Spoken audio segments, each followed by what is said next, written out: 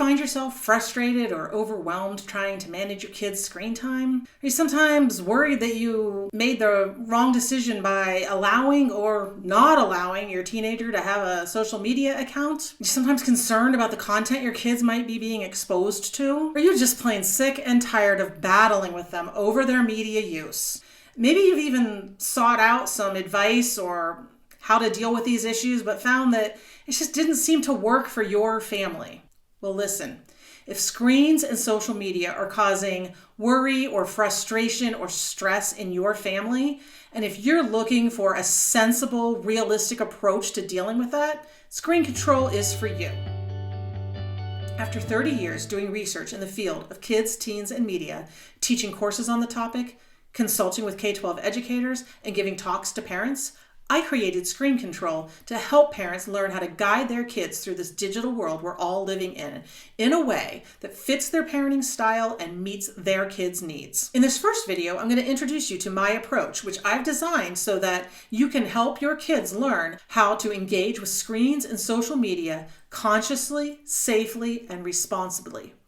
I call it the digital driver's license. We're going to get into why I developed this approach, what it actually is, and how it can work for you. But be sure to stay tuned to the end of the video where I talk to you about the January reset on screens and social media that I'm launching on this channel next week. I have to give you a quick disclaimer as we get into this. If you're looking for one of those fix your problem in 3 easy steps kind of solutions, this approach might not work the best for you. And in fact, there's all kinds of great resources out there that will give you quick tips. Turns out the news media actually love to cover this topic. Why?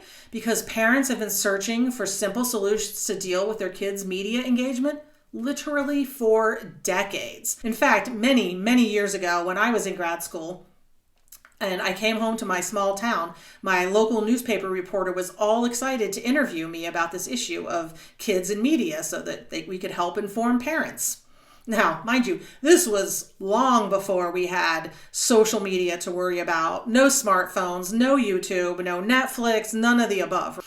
But anyway, she's interviewing me and I start to tell her, well, I can't really give you like 2 or 3 easy tips for parents because honestly, it's pretty complicated and it depends on the type of kids they have and, you know, the way they parent and what media they're engaging with. And man, she got really upset with me. In fact, she didn't even run the story after I talked to her because as far as she was concerned, parents just can't do complicated. They don't have time for that. And I get it.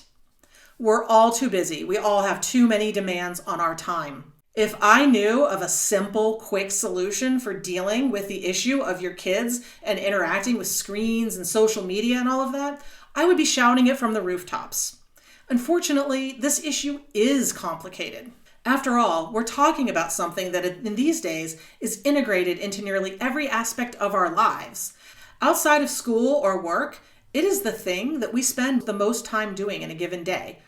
In fact, for some people, it's actually the number one thing more than work or school. And then on top of that, we have to fold whatever approach we use into the way that you parent and how you interact with your kids' personalities, their ages, and how they interact with this whole culture that we live in, right? Different kids, different families have different issues to deal with.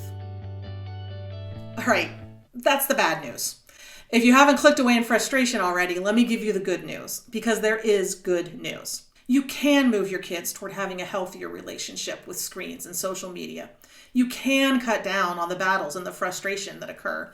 And small steps taken over time can make a big difference in how your whole family engages with screens, especially when you use a focused, integrated approach like my digital driver's license.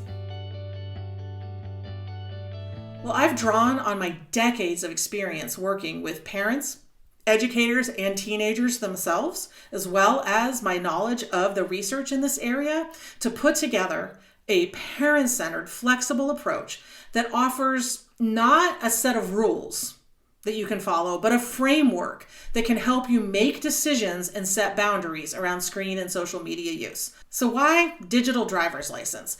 Because I like to think about it in a similar way to how we think about a teenager earning the right to drive. Can you imagine on your kid's 16th birthday if you just tossed them the car keys and said, go have fun, without them having any driver's ed or lessons, no learner's permit, no practice, none of that? It's just, hey, it's yours, go figure it out.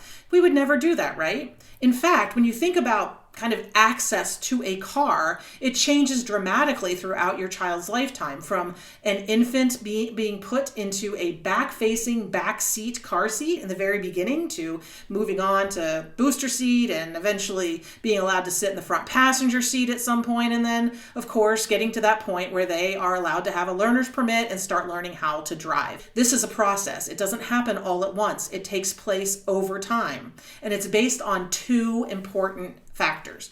The first is their age, sure, but also a set of developmental milestones that they reach with that age. And second, there's sort of a gradual earning of more freedom and more access to the car over time as they develop some skills and as they develop a sense of responsibility and the maturity to handle something like eventually driving a car. What does that have to do with media? Well, I think when it comes to phones and screen time and social media access, we can kind of implement a similar process and a similar logic to giving kids access to a car and to driving. So you might be thinking, all right, that sounds cool, but what does that actually look like in practice? Well, this is just a quick introductory video, and answering that question is actually the work of this channel, but I would like to give you kind of a quick example for you to think about. Imagine that you have given your kid a smartphone. They've reached an age that you decided they can have a smartphone, but they also have a younger sibling, and all of a sudden that younger sibling is begging you to also have a phone. They don't think it's fair that their older sibling got one and they didn't. You say, but you're younger, and they say, yeah, but my friends my age have a smartphone. Why can't I have one too? And you feel yourself wondering if you've made the right decision. Is it even worth this battle? Maybe you're thinking about caving in. Okay, so that's where you take the digital driver's license framework and reframe your thinking.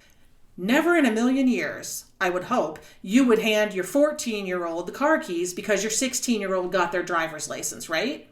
Of course not. Not only because, at least in the United States, that would be illegal, but because they haven't developed the skills, they don't have the maturity to handle that responsibility. Heck, they might not even be able to see over the steering wheel, depending on the size of your 14-year-old.